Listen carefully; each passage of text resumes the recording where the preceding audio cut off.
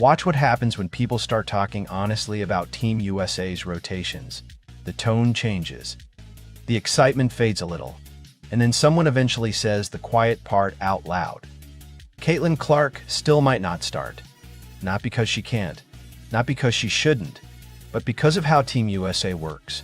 And if you listen carefully to the conversations happening around this roster, there's a very clear expectation forming about how the coaching staff will handle her. My expectation is that Caitlin's going to come off the bench again.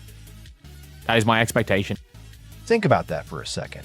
The most explosive offensive engine in women's basketball right now, coming off the bench.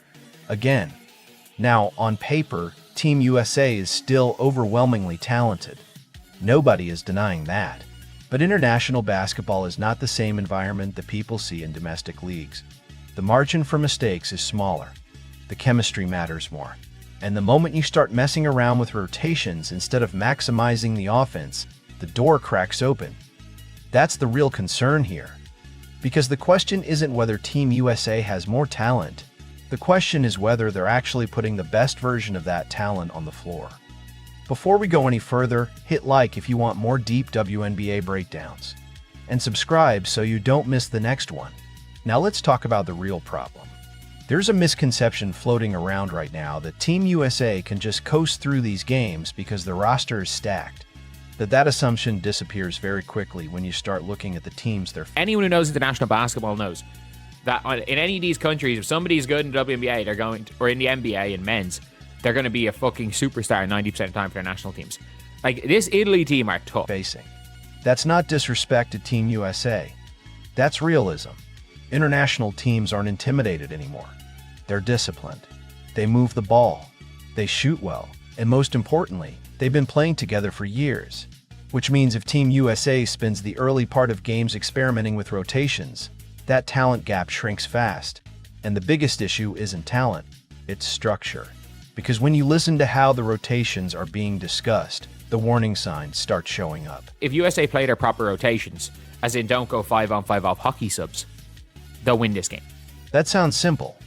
Play the right rotations, win the game. But then comes the second half of that statement. The part that should make fans nervous. If USA bullshit and go hockey subs, Italy win. That's the danger. Because the difference between winning and losing might literally come down to lineup management. Not talent, not effort, rotations. And once you realize that rotations are the real battleground, one question immediately jumps out. Why is the most dynamic playmaker on the roster not guaranteed to start? When you dig into the way the lineup has been structured, one pattern becomes impossible to ignore.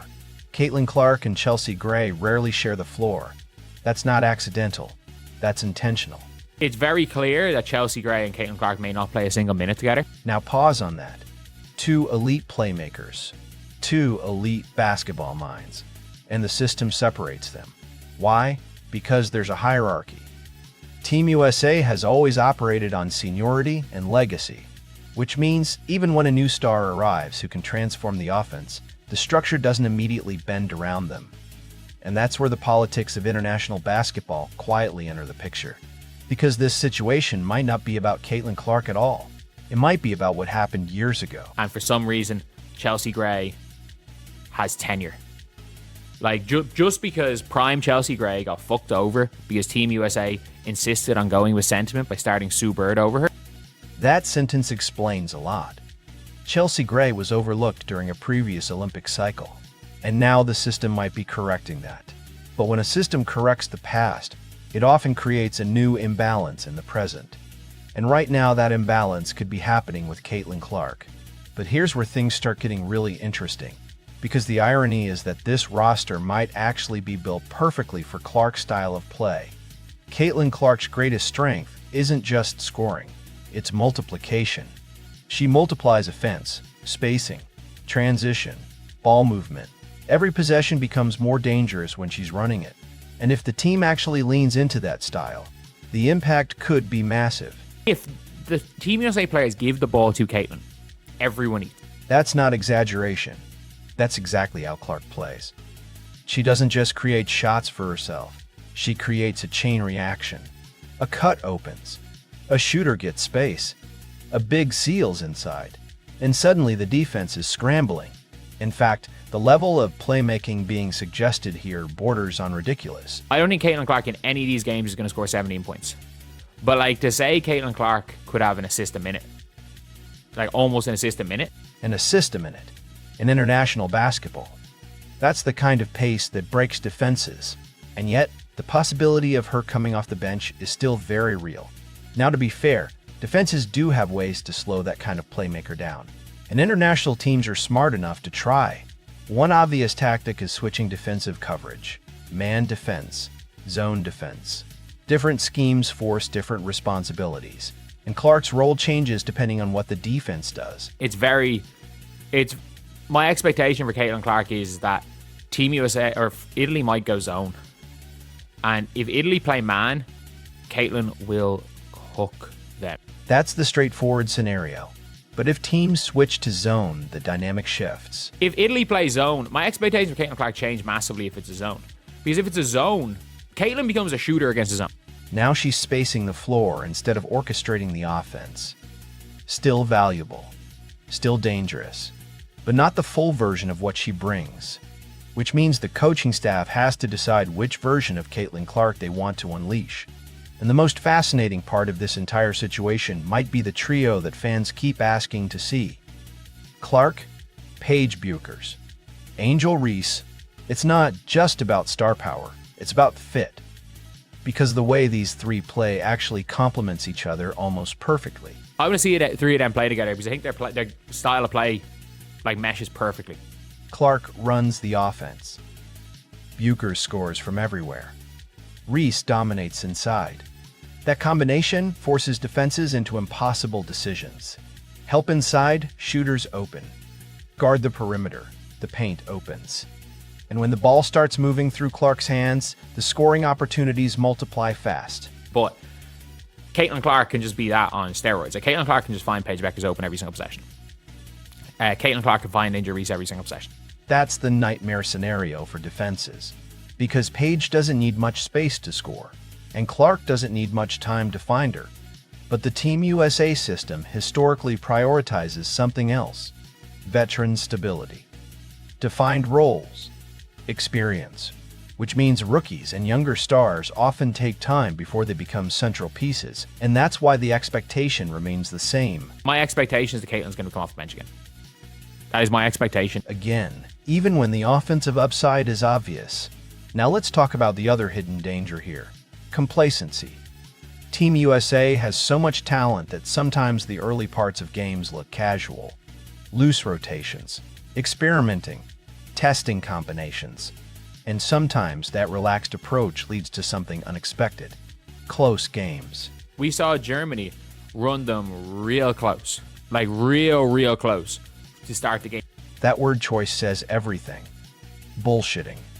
Meaning the game wasn't taken seriously early enough. And that's how underdogs stay alive. International teams don't need to dominate for 40 minutes. They just need to stay close long enough for pressure to shift. Once that happens, momentum becomes unpredictable. Now consider a disciplined team like Italy. They move the ball. They shoot well. They have players capable of making big shots. She is a WNBA adjacent level player. Not a good WNBA player, but a WNBA level player. That matters more than people think. Because it means Italy has someone comfortable against elite athletes. Someone who won't panic. Someone who can punish mistakes. And this is where Caitlin Clark's style becomes extremely important. Because the fastest way to eliminate underdog hope is pace. When Clark runs an offense, things move faster. Transition passes. Early offense. Quick decisions. Defenses don't have time to settle.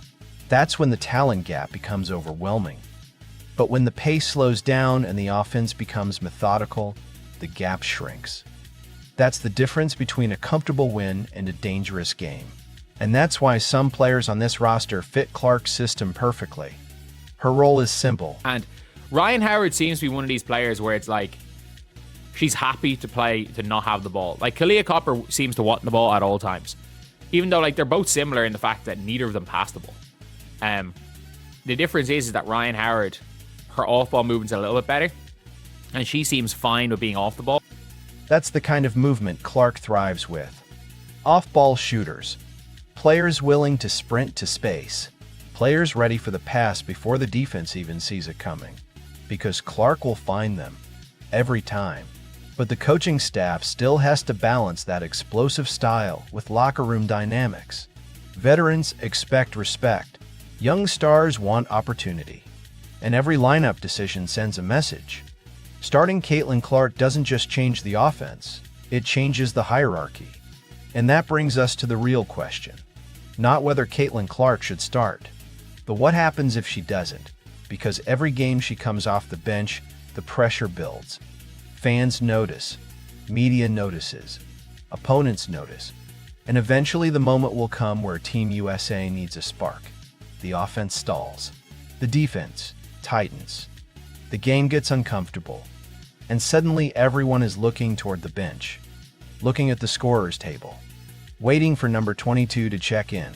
And when that moment arrives, one thought will echo across the entire arena. Why wasn't she already in the game?